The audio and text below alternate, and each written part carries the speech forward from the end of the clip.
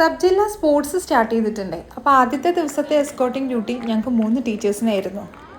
ഏകദേശം ഒരു 9:30 ആയപ്പോഴേക്കും ഞങ്ങൾ സ്കൂളിലെത്തി. ഒഫീഷ്യൽസിൻ്റെ കയ്യിൽ നിന്നും കുട്ടികളുടെ ചെസ് നമ്പറും കാര്യങ്ങളൊക്കെ വാങ്ങിച്ച് അത് അവരുടെ കയ്യിൽ ഏൽപ്പിച്ചു കൊടുത്തു. കൃത്യമായ സമയത്തിൽ തന്നെ പ്രോഗ്രാംസൊക്കെ സ്റ്റാർട്ട് ചെയ്തിട്ടുണ്ടായിരുന്നു. അപ്പോൾ ഞങ്ങളുടെ പ്രോഗ്രാംസൊക്കെ സ്കെഡ്യൂൾ ചെയ്തിട്ടുണ്ടായിരുന്നത് ഏകദേശം ഒരു ഉച്ചയ്ക്ക് 2 മണിക്ക് ശേഷമാണ്. അവിടെ വന്നിരുന്ന കുട്ടികളൊക്കെ നന്നായിട്ട് പെർഫോം ചെയ്യുന്നുണ്ടായിരുന്നു.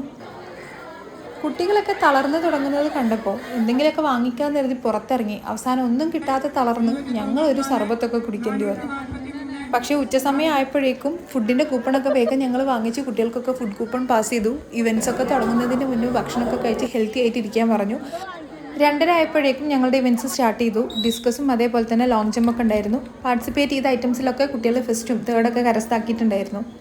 നെക്സ്റ്റ് ഒരു ഇവൻറ്റ് ജാവലിൻ ത്രോ ആയിരുന്നു. പക്ഷേ സമയത്തിൻ്റെ പ്രശ്നം മൂലം അത് നാളേക്കാക്കി.